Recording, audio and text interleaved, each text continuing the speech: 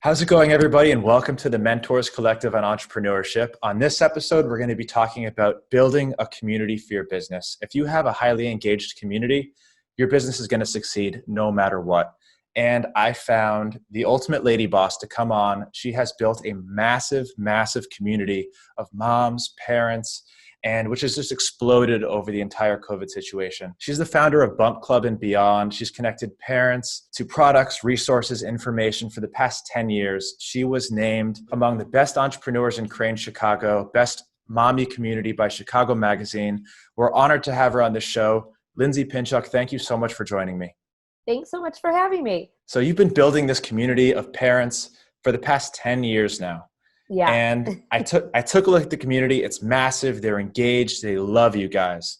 I would love to hear kind of from your perspective, what went into starting this, growing it, nurturing, fostering, and engaging this massive community that you've been able to build. Yeah, of course. So I started Bump Club when I was expecting my first daughter. She's turning 10 in October, which to me is like insane. I went from having this baby to like a tween who actually like talks back to me and is on TikTok now, which is nuts. So I started Bump Club when I was really looking for my own support and community when I was pregnant. There was really nowhere in Chicago to go to meet expectant parents. And I found that once you had a baby, there were so many options and there were classes and groups and whatnot. But when you're pregnant, you have so many questions and you have your body's doing different things. You need all these products and there's so much being thrown at you. And so to me, I was like, I need to find some pregnant friends. None of my friends were pregnant at the same time as me. However, we all do have third graders or going into fourth graders. So I just happened to be the first one amongst my group of friends. I said to my husband, I really think there's something here. And I wasn't quite sure what it was, but I said, I think there's something here. It could be a business. I'm gonna start something. And I was working at the time in publishing and advertising for the Hearst Corporation. I was pregnant. And I started hosting events in Chicago. We did a prenatal workout with like a local boutique fitness company. And we did a shopping event at a maternity store. You know, at the time, this was 10 years ago, there were no business Facebook pages. It was, very word of mouth. There was no Instagram. There was no Snapchat. Pinterest wasn't a thing. It was a totally different social landscape than it is now. And so I hosted these two events. I sent an email to everyone I knew. I've always been like a connector. I mean, I've always, kept good connections and I keep up with people. So I sent an email and I posted it on my personal Facebook. And we had like 50 expected moms come to each of the first events. And through my background in advertising and marketing, I got some brands to donate product. We did some gift bags. And that was really the catalyst for the start of this community. Throughout my pregnancy, that's when kind of we grew the backbone of, I guess, the education platform that you would now call like our prenatal curriculum. I knew what I needed as an expectant parent. And then talking to the women who were coming to our events, I asked them what they needed. We also, in the very beginning, we surveyed people intensively. So, we were on Facebook, we were on email, and a lot of what we did in the beginning was really just building this uncompromised arena where women could come and talk to each other and get good information. And I was putting my face on it and I was sharing my thoughts and I was saying things that I think at the time a lot of women didn't say about being pregnant. And little did I didn't know this at the time, but me being me, I was garnering this level of trust with these women who were coming to our events. And from there, like I said, we were surveying, making changes. And then I had my daughter. And after I had my daughter, all these women were like also having babies. And they were like, well, now what? Because we love Bump Club and we want to keep coming. So 6 weeks after Jordan was born, we hosted our very first mom event. And from there, we just continued to really grow and add. And really in the beginning, it was word of mouth. And I go so in depth about this because I think a lot of people, when building community, when trying to decide what they're going to do, they think it's going to happen overnight. And they, will buy followers now and all these different kind of uncompromised ways to garner community. And that's not how it happens. Like, this didn't happen by accident. It took a lot of hard work, but it took a lot of time and it took a lot of gaining the trust of this audience and, sharing my thoughts and getting other moms to share their thoughts and engaging together through Facebook groups once they were created. And it took time. And so I think like, in the beginning stages of growing your community, you really need to put that time in and figure out what the community wants so that you're not compromising your brand. Does that make sense?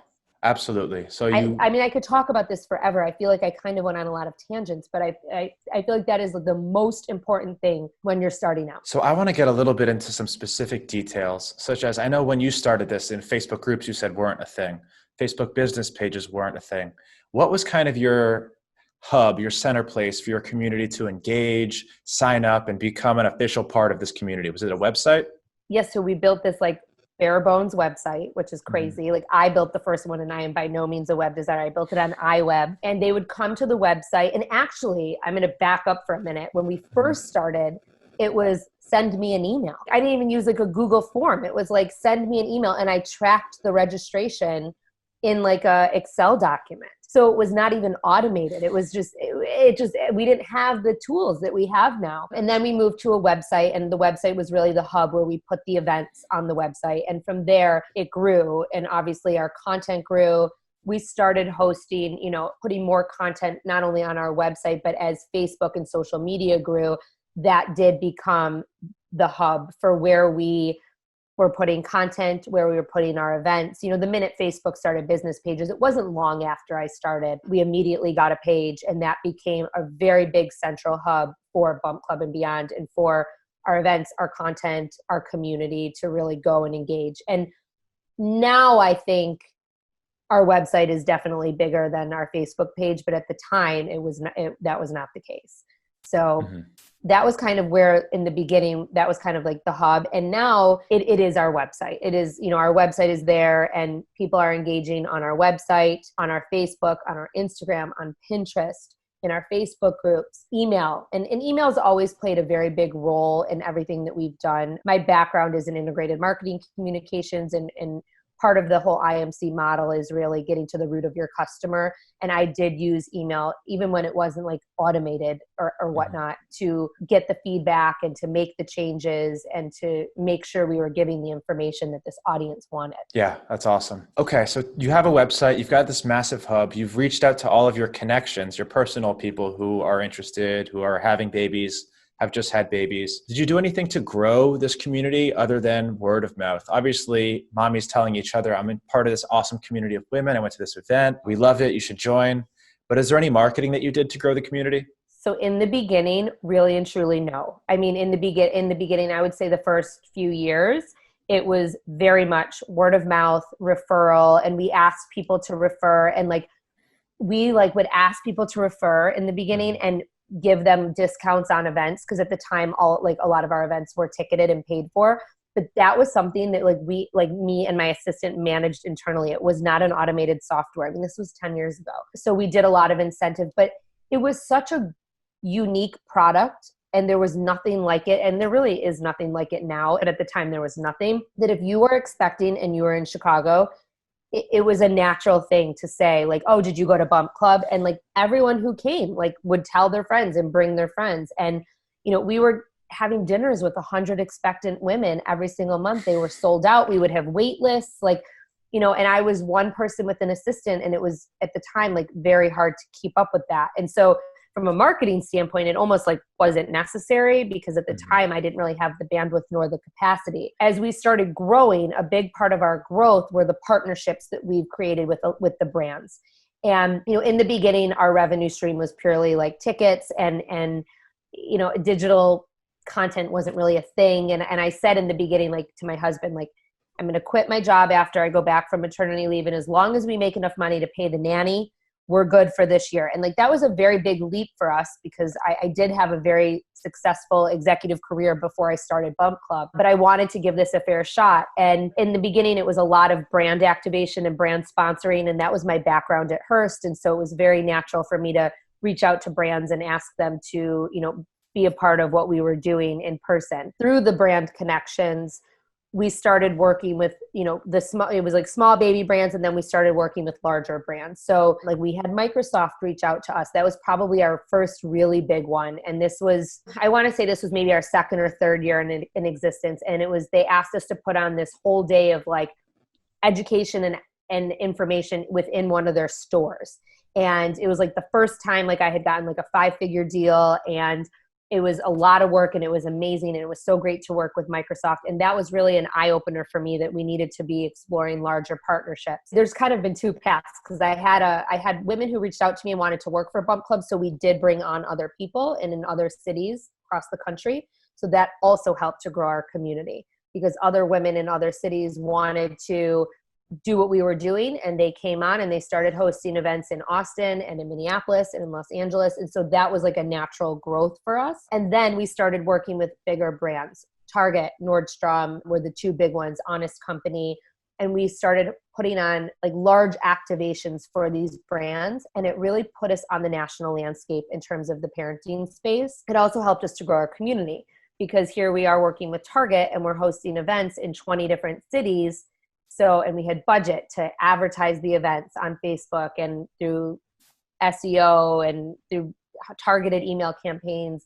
And so that was kind of the natural step to how we grew our community in a bigger national way, was working with the brands and the brand partnerships. Gotcha. So a little bit going into the business model of this thing, I guess your first step was giving your audience value, building this community around it. And then I guess your next step was figuring out how to monetize it, which was at first these live classes and interactions where people would buy tickets and come, and you would do, I guess, seminars. Yeah.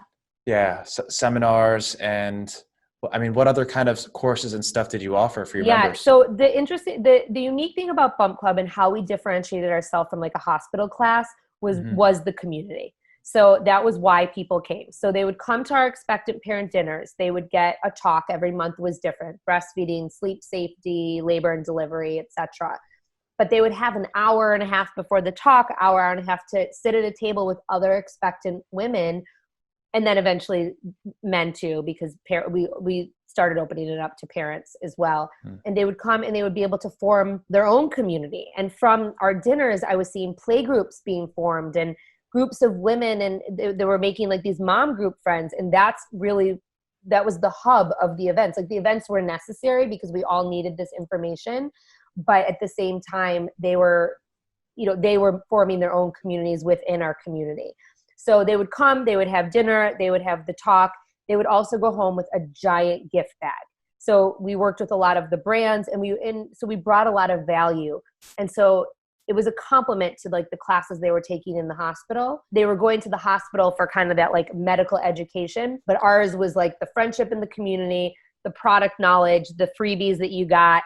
And it was kind of like a whole 3-hour thing. And in the beginning, when I was pregnant, and I felt this way too, it was very much like my one time of the month where like I would come and I could just be pregnant. And like everyone knew what I was going through. And that was really the connector, was the pregnancy, the parenthood, and I was explaining to someone yesterday, I was actually talking to a very big brand yesterday who was asking about like our diversity in our community.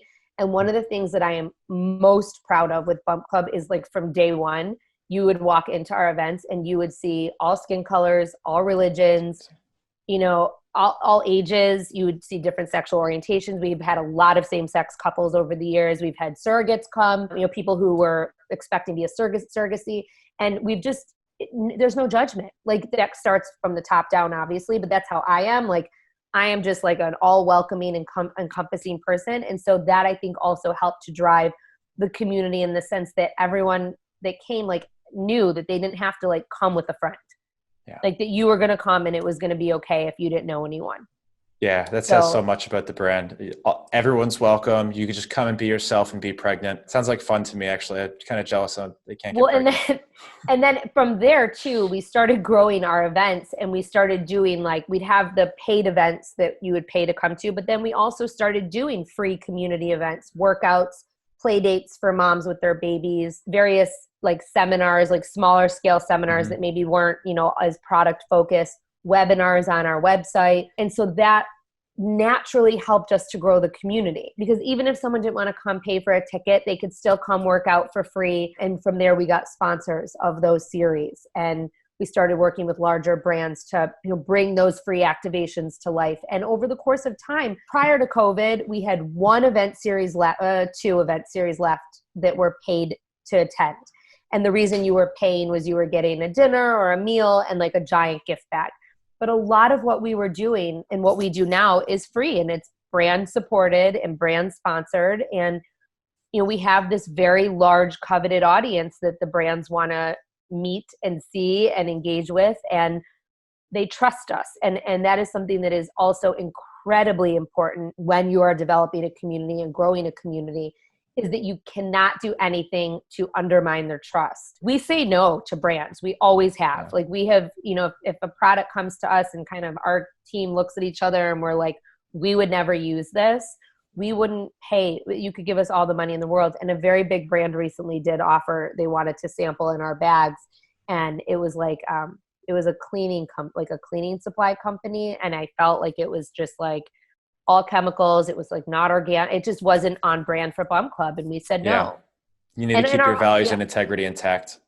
Absolutely. Yes. Especially so you need to maintain the trust of your community, and that's how you do it. It's me and it's our team who are on right now, especially a lot of these like Facebook Live engagements, and we're putting our faces out there and talking to the brands. And it's very obvious when you're talking to a brand if you don't like their product or you wouldn't use it or you know nothing about it. And consumers are so smart, they see through it.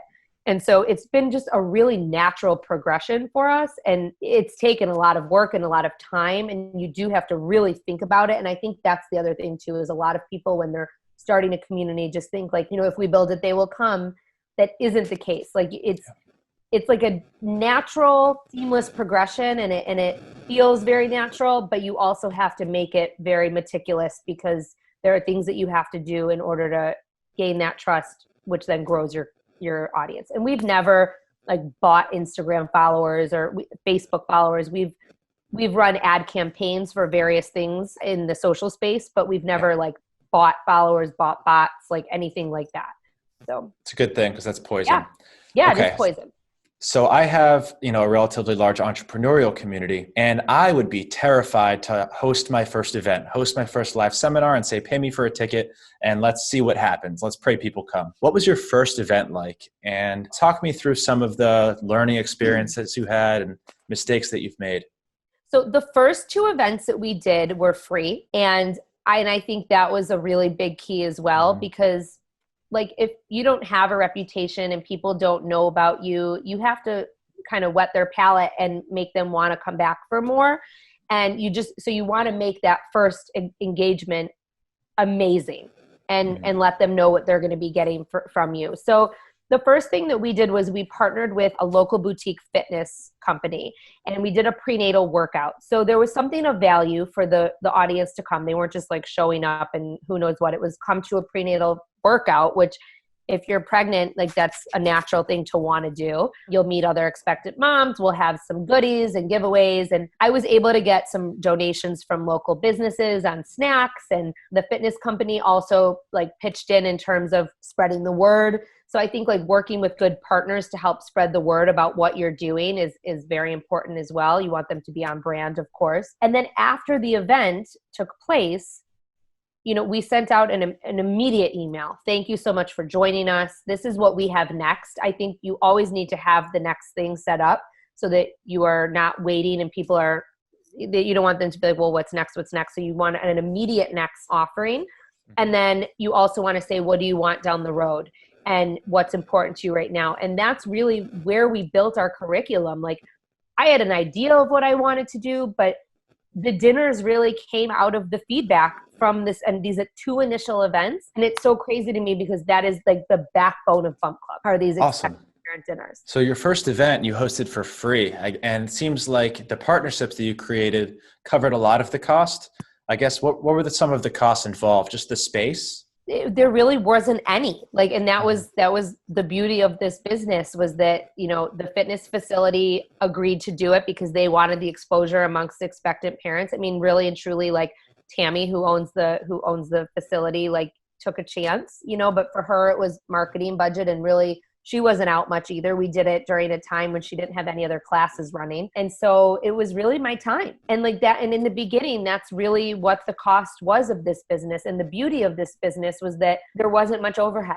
And we made it so that there wasn't much overhead. And it wasn't until we were getting into like really big events. Like we do this very large event series called Gearapalooza that we take to 15 different cities across the country. It's like hundreds of people attend. It's not an expo, but like a boutique expo is, I guess, the best way to describe it. Once we started getting into those type of events, yes, we had very significant costs. But at that point, we were a few years in and we had a lot under our belt in terms of sponsorship connections and brand connections, and then the growth of our community, of course. And you got all those brand connections on your own? Just you making phone calls? Yeah, making phone calls. And then also like once certain brands saw that we were working with brands, then they started, reaching out to us as well. The parenting and baby space is an amazing, very unique community. I have worked with many of the same people for 10 years. I mean, these are people that like I count as friends now.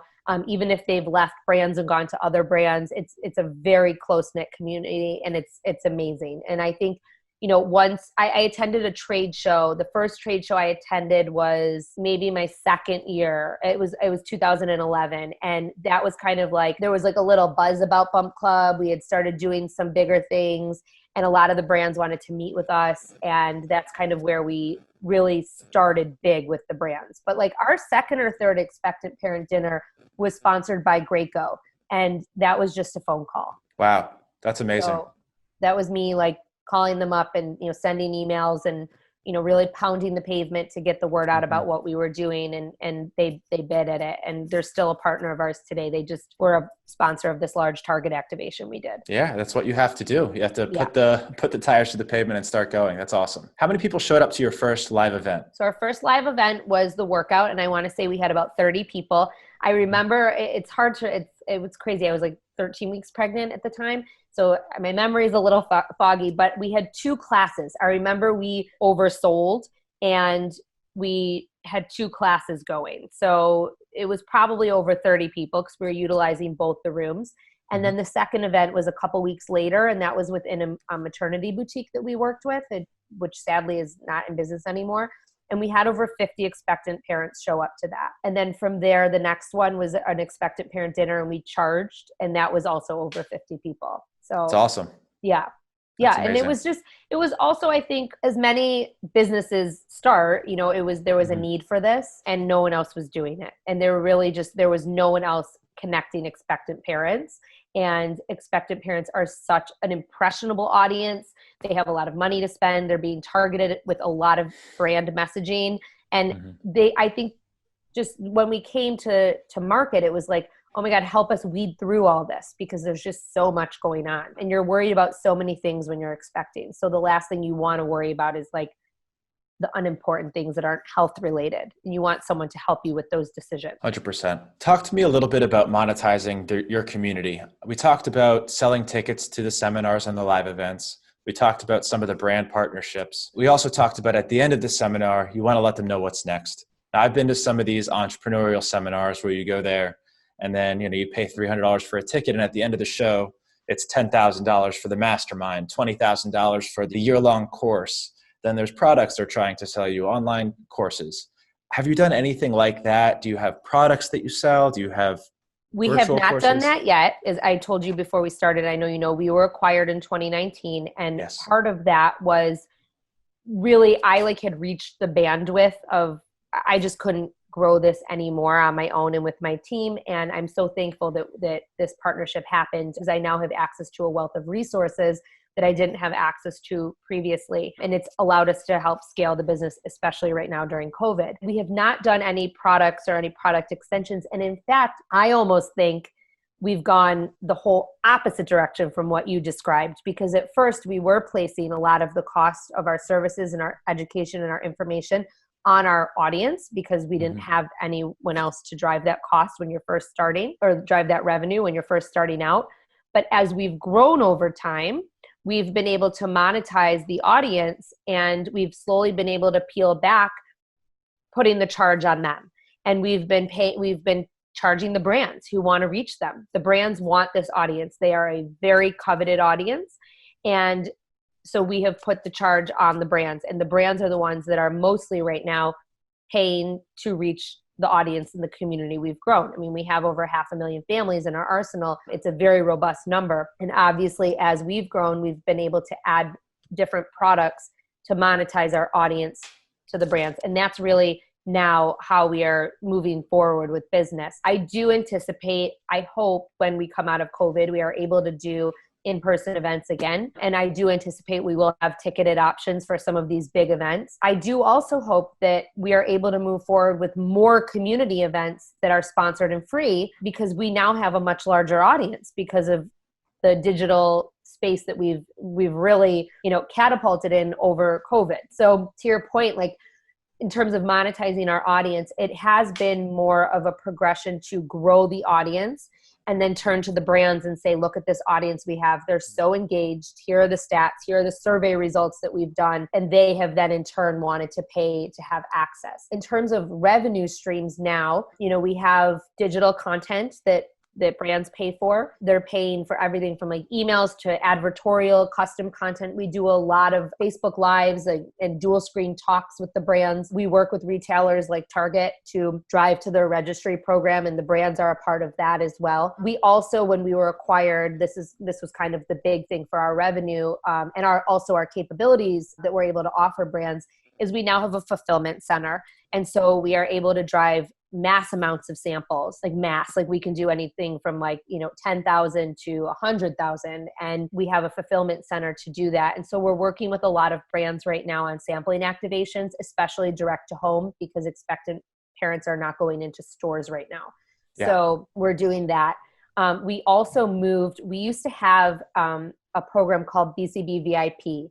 And it was a program that like our most engaged customers paid for. And it was kind of when it was okay to charge for apps, like really charge for apps, that people paid $50 a year to roughly $50 a year to have access to the Bump Club app. And within the app, there were dozens of discounts, like hundreds of discounts to all the products that we worked with and the various like photographers and lactation consultants. We did like VIP perks. When you would come to an event, you might get a free gift. They were just our most engaged customer. And over the last year, when we were acquired and we redeveloped our website, I always wanted to do this, and I'm thrilled that we did. We moved it to a community model that's free. And so now it's free to join the Bump Club community. And in turn, we will monetize that for the brands that we work with in terms of free samples for our community and, various like data acquisition for brands. So we've really shifted course as to how we started in more of like a media model, and now we really are more of like a brand sponsorship model. Yeah, that's amazing. So obviously COVID has changed a lot of things for parenting, for moms, for basically everybody. But I want to know just a few minutes for any expectant mothers or parents that might be watching this, kind of what's been going on in the parenting world. Is there, as a thought leader in the parenting space, do you have any advice for mothers and parents right now and expectations going forward? I'm going to share a couple of nuggets of advice, and then I'm going to share kind of what we did early on that I think has really been helpful for our families. One, I would say take every day one day at a time, and maybe even that's 1 hour at a time. I think it's okay to not be perfect outside of COVID, but especially right now, and just not to worry about the little things. I think that there are so many things that we're all worrying about right now, and it's a lot easier said than done. But parents need to know that they're not alone in this. I mean, I have gone on Instagram. It was every night when COVID started, but then now it's a few times a week. And I talk to our community and I ask them how they're feeling. And people are very honest about it. But I also think that people feel very alone right now, and you can't feel alone right now. Like the things that you're thinking and feeling, I guarantee you every parent out there is feeling. And so I think it's just very important to do you and do what's best for your family, and to not beat yourself up, because if you give your kid the screen, it's okay. Like, we're all just trying to get by right now, and we all will come out of this. And I also have been telling our community since the beginning that we must try to find the positives from this. And that has been something that has gotten me through this as a mom and as a business owner, entrepreneur, and a wife and a friend, is that we need to find the positives, because there have been plenty. And I ask our audience probably weekly now, like, share your positives. And, I think that for a lot of families, this pause was really needed, especially parents with kids who are in like school aged and who have a million activities and are running in every direction. I know for me, we have eaten dinner together every single night since March 13th, except for one. And that was because I had a conference call with someone on the other side of the world. We didn't do that previously. And my kids, I think, and I hope, will look back on this time and remember it as the time that we were together as a family, and also the time that we made a shift in how we operated as a family. And I almost hope they don't remember how crazy it was before COVID, because there were times before COVID that I felt like we were running in a gazillion different directions, and I was running to catch a plane, and I was gone a couple nights a week. And I feel like I've really been able to get to know my kids. I urge everyone to really find those pieces of positive. And if they're not done perfectly, that's fine. But I think that helps with your mentality to get through this, because it is a really negative time. And from that, Bump Club, really like unknowingly, I went online on March 13th and I said it on Facebook and I said it on Instagram. I said, we are here for you. Like, we are going to be here for you no matter what, no matter how long this takes, and no matter how long we're locked down, Bump Club is going to support you. I did not think 5 months later we would still be churning out COVID-related content. But from there, we really did a quick pivot, and we took all of our in-person community building events and we moved them online. We're doing regular Facebook Live classes with our enrichment partners for kids, whether it's baby music or story time. Like, we have story time every Friday, or sports classes, dance classes. We've been doing them for free with our partners on Facebook Live. We've been doing split screen talks with experts, not just, how to get through COVID, but we really have been giving the content that we've always given in our in-person events, but online, because guess what? Pregnancy and parenting aren't paused. We need that information. So we will continue to do that. One of the first pieces of content we put out for COVID was like 101 family-friendly movies that you should be watching with your kids. And it's probably been one of the most trafficked pages on our website since That's a good one. began. And then we went on and did like TV shows to binge watch, like movies to watch after your kids are in bed. So we've been doing a lot of light and fluffy stuff as well, and sharing resources for things that you can do with your kids, and toys and games to play. It hasn't stopped. I think, for us, it's only gotten bigger and it's exploded. And I feel very confident in what we've put out to help our community right now. And I think it's shown me that post-COVID, we will continue with a big online presence, because we're reaching so many more people than ever before. I get direct messages, emails, text messages. People find me and they're like, thank you so much for this. And so when I get that response, I know we're doing our job. Yeah. Honestly, Lindsay, you're an inspirational entrepreneur. Not everybody can say about their own business that it's something that they're truly passionate about, and that they really think that they're making the world a better place and helping people. Not everyone has a business like that. I didn't until recently, and it inspires me. And you're an amazing woman. I want to thank you again for being on this show. And thank you for having me. Before we close this out, is there any final golden nuggets or pieces of advice that you want to lend out to the aspiring entrepreneurial community? Yeah, I think, and I'm asked this a lot, and I wish that I took this advice earlier on, and, it took me a while to realize this. So, maybe it sounds hokey, but I do very much mean it. And like I said, I wish that I did it earlier, is you need to learn to delegate. And as an entrepreneur, if you are an entrepreneur, most likely you're really type A and you're wired like, you want to do everything, but you can't do everything. And I think it's very important to know what you're good at and what you're not good at. And for me, I am not good at finance. I'm not good at numbers. I am the first to admit that. I'm a marketer. I'm a salesperson. I'm a connector. And I didn't realize how big the business was going to get for me. And I wish that earlier on I would have brought on a financial person, because I don't think it would have taken 10 years to get acquired had I done that. I also think that when you're starting a business, usually you are either the financial person or the marketing person. Find that person to complement you, and find that co-founder.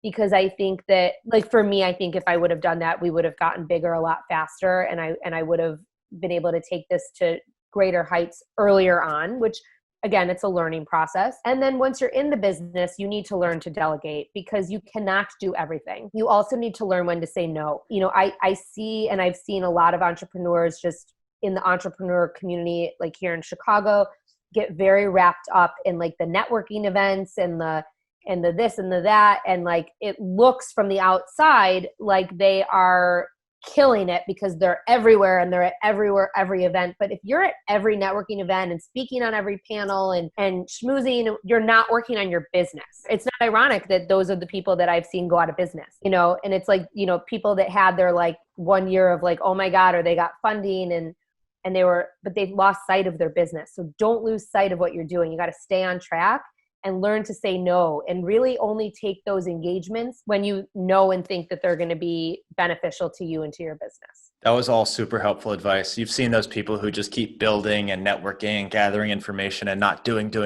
And absolutely. I mean, entrepreneurship and building a successful business is all about action, doing, and giving value. With that being said, to find Lindsay and to join the Bump Club and beyond, if you're watching this and you are expecting, or one day you will be, or an already parent, or a parent, bumpclubandbeyond.com. I'm going to link all of your socials, Lindsay, in the show notes. So you won't have to search hard to find her. I'll also put Bump Club and Beyond in there. This was an awesome episode. Thank you so much again for coming. And the mommy community is not something that I actually became even aware of until this past year, but it is huge. It is powerful. It's amazing. And it's some of the best community members ever. I've seen the interactions on your posts, on your website. And it's super powerful. So thank you so much for coming. Thank you for taking the time to interview me and to open up your community and your thought, your knowledge base to the parent community as well. I appreciate it.